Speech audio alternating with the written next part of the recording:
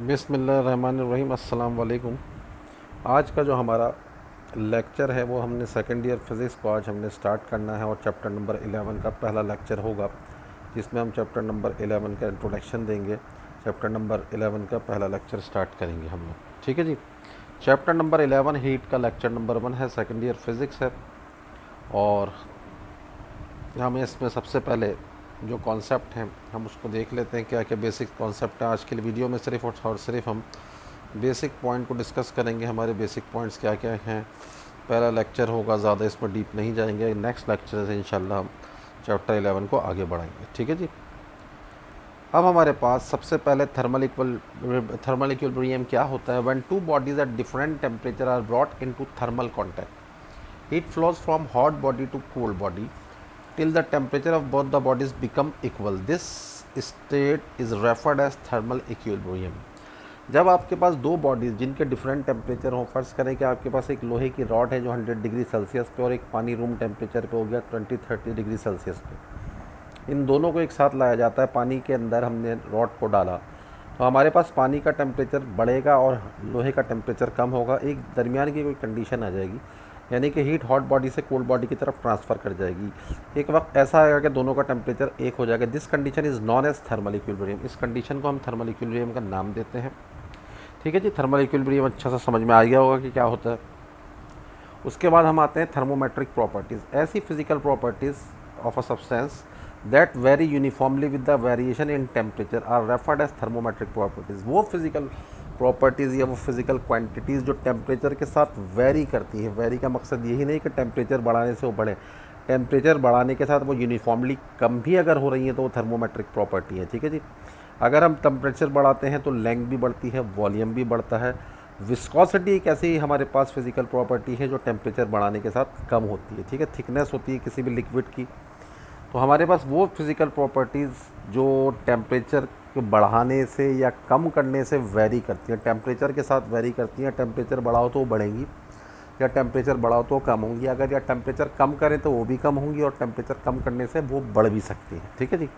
जैसे हमारे पास length temperature बढ़ाने से बढ़ती है, टेम्परेचर कम करने से कम होती है। वॉल्यूम का भी यही है, लेकिन विस्कोसिटी का रिवर्स अफेक्ट होता है। टेम्परेचर बढ़ाने से विस्कोसिटी कम होती है और टेम्परेचर कम करने से विस्कोसिटी बढ़ जाती है। जैसे इसकी एग्जांपल्स हो गई volume, density, viscosity, pressure, surface area, surface tension और एरिया। अच्छा, एक हमारे पास ऐसी बहुत सी क्वांटिटीज़ है जिस पर टेम्परेचर का कोई इफेक्ट नहीं होता। जैसे मास हो गया, मास पे कोई इफेक्ट नहीं होता, टाइम पे कोई इफेक्ट नहीं होता, टेम्परेचर बढ़ाओ या कम करो।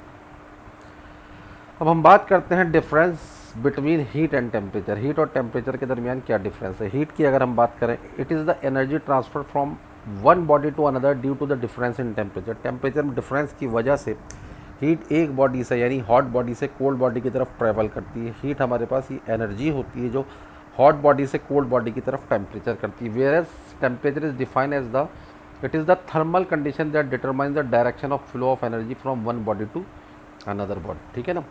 यानी ये आपके पास डायरेक्शन बताती है, यानी और आसान अल्फाज में इसको हम ये कह सकते हैं, it is the degree of hotness और कोल्डनेस।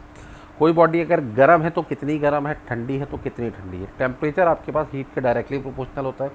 अगर आप किसी बॉडी को हीट देंगे तो उसका टेम्परेचर बढ़ेगा, हीट लेंगे तो टेम्परेचर कम होगा। लेकिन हीट आपके पास एक डिग्री बताती है हॉटनेस या कोल्डनेस की। It is the thermal condition that determine the direction of flow of energy from one body to another body. अगर किसी बॉडी में हीट जाएगी तो उसका टेम्परेचर बढ़ जाएगा। अगर टेम्परेचर ज़्यादा है तो ज़्यादा हीट गई, टेम्परेचर कम है तो कम हीट गई।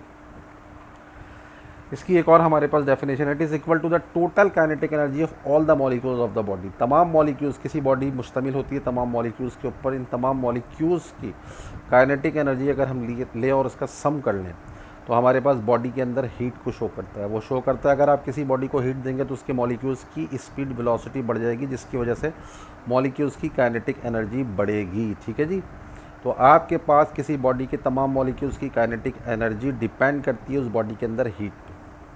It is the average translational kinetic energy of all the molecules of a body. Translational kinetic energy, not total kinetic energy, ठीक है ना।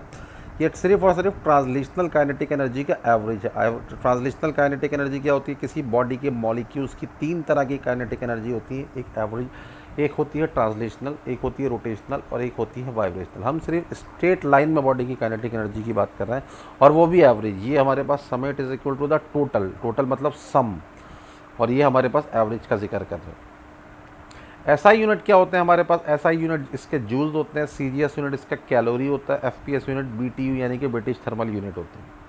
टेम्परेचर की यूनिट्स की अगर बात की जाए तो एसआई यूनिट इसका केल्विन होता है। बहुत से लोगों के जहन में वो सेल्सियस या सेंटीग्रेड, नहीं, इसका एसआई यूनिट केल्विन होता है। हीट टेम्परेचर का एसआई यूनिट केल्विन होता है। अदर यूनिट्स इसके सेंटीग्रेड भी होते हैं, डिग्री सेंटीग्रेड और डिग्री फ़ारेनहाइट भी होती है। लेबॉर्ट्री में अगर हीट को मेजर करना है तो कैलोरीमीटर एक इंस्ट्रूमेंट होता है, कोई बहुत भारी इंस्ट्रूमेंट नहीं है, एक कॉपर का बना हुआ होता है like glass. Temperature is measured by thermometer. Thermometer के ज़रिए हम क्या चीज़ मेजर करते हैं? थर्मोमीटर के ज़रिए हम टेम्परेचर मेजर करते हैं। ठीक है जी। अब रिलेशन देख लेते हैं। कैलोरी, 1 कैलोरी, ये 1 कैलोरी बराबर होता है 4.2 जूल्स के। 1 कैलोरी बराबर होता है 4.2 जूल्स के, यानी कि कैलोरी बड़ा होता है और जूल्स छोटा होता है। 1 कैलोरी के अंदर 4.2 जूल्स होते हैं, इसका रिलेशन। एक जनरल रिलेशन देख लेते हैं। हमारे पास 1 BTU 1055 यानी कि 1055 जूल्स होते हैं और 252 कैलोरीज होता है। ये एक जनरल रिलेशन है, यानी सबसे बड़ा BTU है, उसके बाद कैलोरी है, देन जूल्स आता है। 1 BTU is equal to 1055 joules which is equal to 252 calories. ये एक रिलेशन जनरल देख लिया। अब आपको कन्वर्जन करना आती है। टेम्परेचर के स्केल्स की हम बात करते हैं। टेम्परेचर के स्केल्स हम जो है इसमें सेल्सियस स्केल जो हम थर्मोमीटर बनाते हैं, थर्मोमीटर बनाते हुए अब आपके पास हम इसमें पानी को लेते हैं। हम कहते हैं लोअर फिक्स पॉइंट ऑफ और ice point is 0 degree cent. पानी का हमारे पास जो मेल्टिंग पॉइंट है जिसको हम कहते हैं आइस पॉइंट, वो 0 डिग्री सेल्सियस है। ठीक है, सेल्सियस के अंदर। और अपर फिक्स पॉइंट यानी जिस पे पानी भाप बनता है, ये हमने ले लिया मेल्टिंग पॉइंट और ये ले लिया बॉइलिंग पॉइंट पानी का।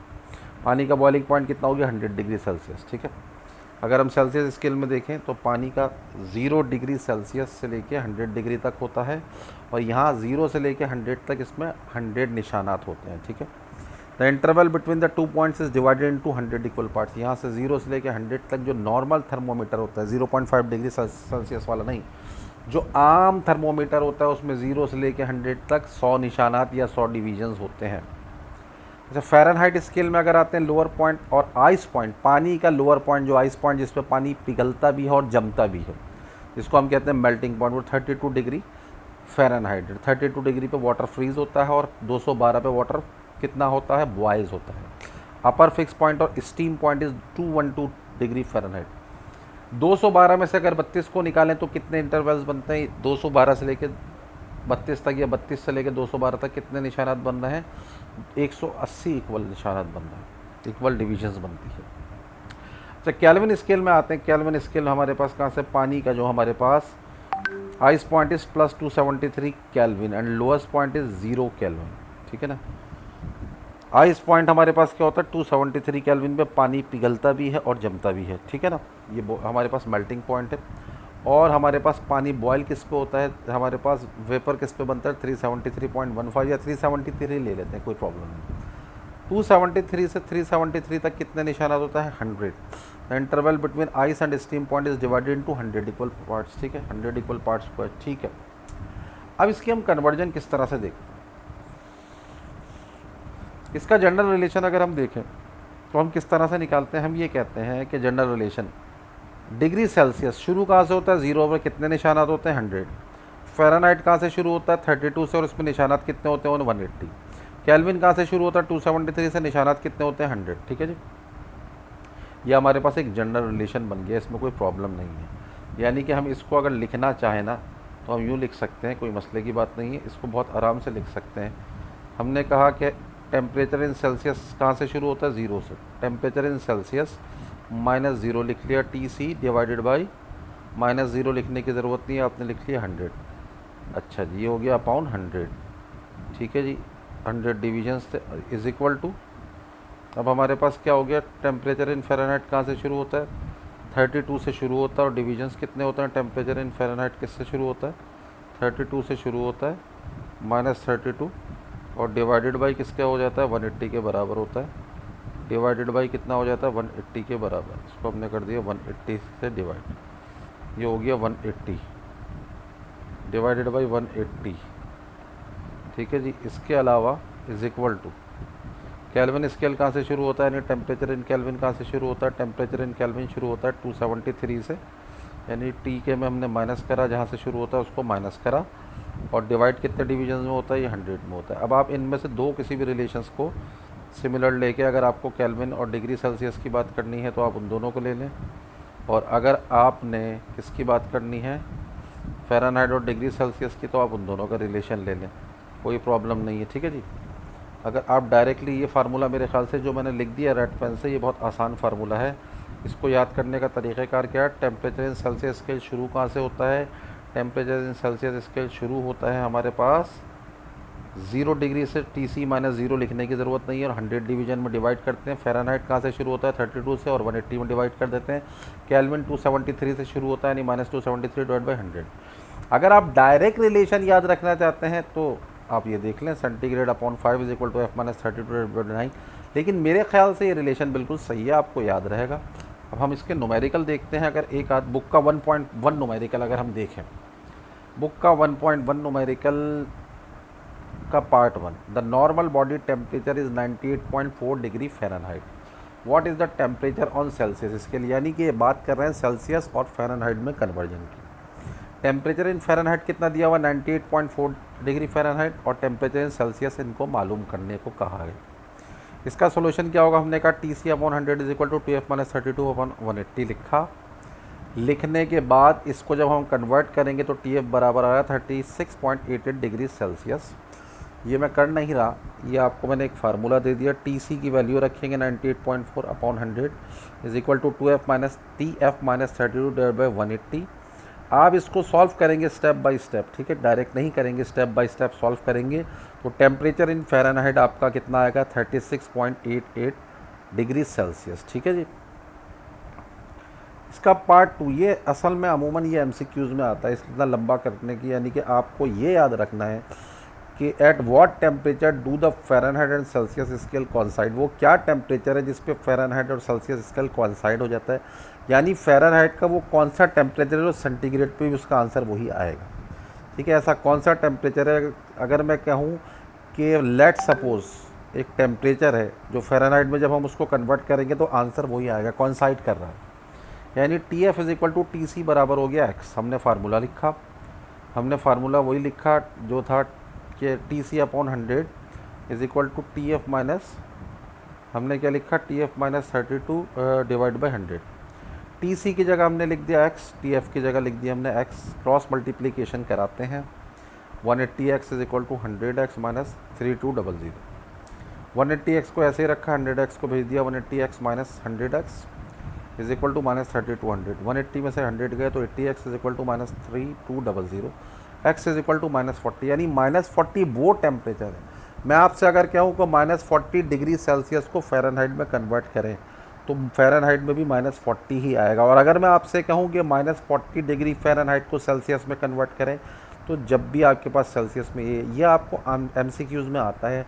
और MCQs में कॉन्साइड के डायरेक्टली आपके पास फ़ारेनहाइट और सेल्सियस कहाँ कॉन्साइड होते हैं, तो आपको डायरेक्ट -40 याद रखना है, इतना लंबा काम नहीं करना। आपके कॉन्साइड सिर्फ फ़ारेनहाइट और सेल्सियस के ही टेम्परेचर होते हैं, केल्विन और सेल्सियस कभी कॉन्साइड नहीं होंगे, केल्विन और फ़ारेनहाइट कभी कॉन्साइड नहीं होंगे। अच्छा, एक न्यूमेरिकल मैं आपको दे रहा हूँ जो कि 2006 के एनुअल में आया था, 2005 के सप्ली में आया था। या आप खुद कीजिए बेटा, और ख़ुद करने के बाद इसका आंसर ज़रा चेक कीजिएगा। Celsius thermometer in a laboratory reads the surrounding temperature as 30 degree Celsius, यानी टेम्परेचर इन सेल्सियस दे दिया गया। What is the temperature in the Fahrenheit scale and absolute scale. Absolute scale मतलब केल्विन स्केल। इसको आप Fahrenheit में convert करें, Fahrenheit और सेल्सियस के स्केल लेते हुए, और फिर आप इसको किस में कन्वर्ट करें, आप इसको कन्वर्ट करें, आपको क्या बताया जाता है, दूसरा क्या है, दूसरा आप इसको केल्विन में कन्वर्ट करें। ठीक है जी। तो पहले आपके पास सेल्सियस के साथ क्या रिलेशन है, आपको पता है कि temperature in Celsius divided by 100, temperature in Celsius divided by 100 is equal to temperature in Celsius divided by 100 is equal to temperature in Fahrenheit minus 32 divided by 100। ठीक है जी। ये आपके पास ये वाला फार्मूला लगाएंगे और आप टेम्परेचर किस में मालूम करेंगे, डिवाइडेड बाई 180, और आप क्या करेंगे, टेम्परेचर फ़ारेनहाइट में मालूम कर लेंगे जो कि 86 डिग्री फ़ारेनहाइट आएगा। ये इस फार्मूले से आप करेंगे, ठीक है जी।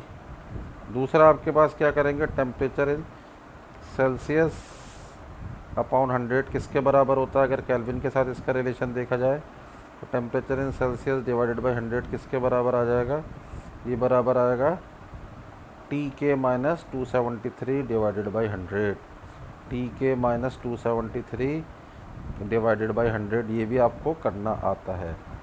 तो ये आप करेंगे, दोनों आंसर मेरे ख्याल से मैंने निकाले थे, सही निकले हैं। आप इसको करके देखिएगा, कोई सवाल हो तो मुझे कमेंट्स कर दीजिएगा, कोई मसला नहीं है इसमें। कोई अगर आपके पास कोई प्रॉब्लम हो तो आप उसके कमेंट्स कर सकते हैं, पूछ सकते हैं। ये अभी हमारा पहला लेक्चर था, मैंने थोड़ा बहुत पढ़ा है, आगे हम बढ़ेंगे, देखते हैं फिर। थैंक यू आप लोगों ने सुना। इंशाल्लाह लेक्चर 2 में 1-2 दिन में दोबारा आपके पास अपलोड करूँगा। इस चैप्टर को हम इसी तरह से साथ साथ न्यूमेरिकल भी करेंगे। बहुत शुक्रिया।